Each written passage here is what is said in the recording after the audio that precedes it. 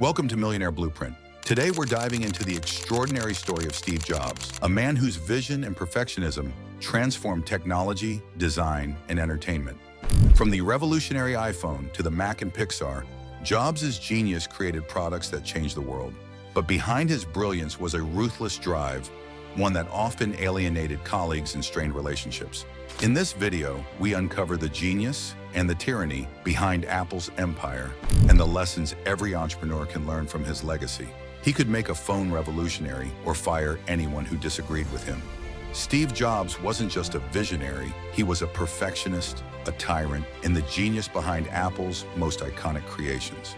The rise of a visionary, Steve Jobs' story, starts not with success, but with rejection. Born to a young mother who put him up for adoption, Jobs grew up in a modest home in California. His adoptive father, Paul Jobs, taught him to respect craftsmanship. Even when they built fences in their backyard, Paul insisted the back of the fence should look just as good as the front, even if no one saw it. Jobs carried that lesson for life. What's invisible matters just as much as what's visible. In 1976, Jobs, alongside Steve Wozniak, launched Apple from a garage. Their first big hit, the Apple II, transformed personal computing. But from the beginning, Jobs was different. While Wozniak cared about engineering, Jobs obsessed over design and user experience. He wanted computers that weren't just powerful, but beautiful. He once said, "Design is not just what it looks like and feels like. Design is how it works." That philosophy would shape every Apple product, the perfectionist tyrant. But Jobs' perfectionism came at a cost. Inside Apple, he was demanding, volatile, and often cruel. Former employees recalled that Jobs would rip into people in meetings, calling their ideas stupid or worthless. One engineer remembered spending months on a project, only to have Jobs dismiss it in seconds. Yet, paradoxically, those same employees admitted they produced their best work under him. His extreme standards forced people to think bigger, work harder, and build products they didn't think possible. This paradox was visible in the making of the Macintosh in 1984. Jobs wanted a computer that was not just functional, but fun and friendly.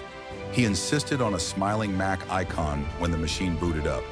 He pushed for a graphical interface that felt human, not mechanical. But behind the curtain, the Macintosh team worked in a pressure cooker. Some employees called it the Steve Jobs reality distortion field. He would convince you that the impossible was not only possible, but necessary. And if you couldn't deliver, you were gone. The fall of a King Jobs intensity eventually backfired. By 1985, after a power struggle with Apple's then CEO John Sculley, Jobs was ousted from his own company. Imagine being fired from the very empire you built. For Jobs, it was devastating, but it was also the turning point of his life. Instead of disappearing, Jobs founded a new company, Next, and poured his perfectionism into building high-end computers for education and business. While Next computers were too expensive to succeed commercially, they laid the groundwork for Apple's future.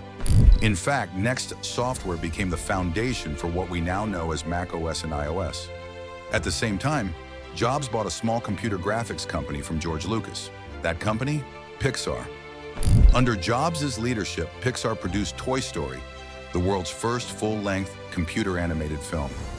What started as a side project turned into one of the most successful studios in history, later sold to Disney for $7.4 billion. Even in exile, Jobs was shaping industries, the return and the revolution. By 1997, Apple was struggling. The company was near bankruptcy, its products uninspired. That's when Jobs returned, bringing with him the ideas, discipline, and vision he had honed at Next and Pixar. His comeback wasn't just about leadership, it was about redemption. Jobs wasted no time. He slashed Apple's bloated product line, cutting dozens of models down to just a few. He simplified the business to focus only on what mattered most: innovation. The first sign of this new era was the iMac, a colorful, playful computer that felt alive compared to the boring, beige boxes of the late 90s. It was a hit, and it set the tone for Apple's future. Then came the real revolution. In 2001, Apple launched the iPod, 1,000 songs in your pocket.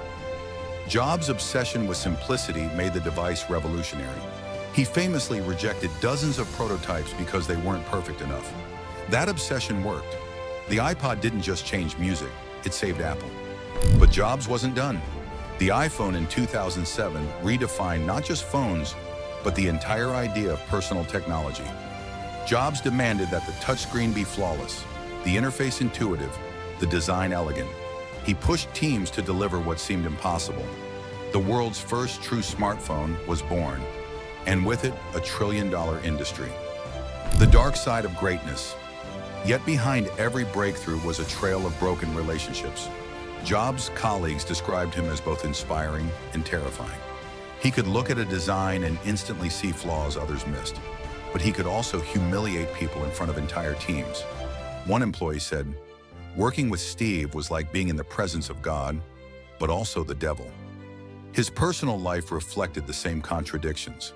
For years, he denied paternity of his daughter Lisa, even as he named one of Apple's computers after her. His relationship with family and friends was often distant, strained by his all-consuming focus on Apple. To Jobs, perfection always came before people. Still, even his harshest critics admit, his obsession created magic. The sleekness of the MacBook, the elegance of the iPhone, the charm of Pixar movies. None of it would exist without Jobs' relentless standards. He believed that true innovation required sacrifice, and he demanded others make that sacrifice with him. Legacy of a tyrant genius. In 2011, Steve Jobs passed away after a long and courageous battle with cancer. He left behind more than just a company. He left a cultural phenomenon that changed the way we live, work, and communicate. Apple wasn't simply a brand. It became a symbol of creativity, simplicity, and innovation.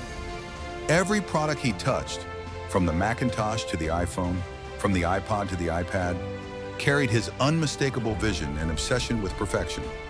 Yet Jobs' legacy is far from simple. He was a man of contradictions.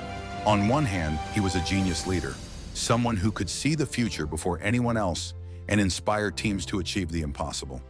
On the other hand, he was a tyrant, whose relentless demands and perfectionism left a trail of broken relationships and burned bridges.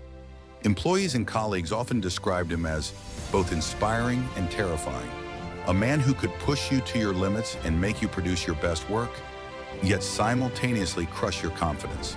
The truth is, Steve Jobs was both. His story reminds us that greatness often comes at a cost.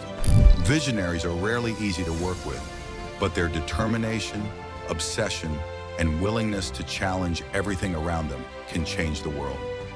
Jobs' life teaches us that true innovation requires sacrifice, both for the visionary and for those who follow them, and that the line between brilliance and brutality is often razor thin. So what can we learn from Steve Jobs?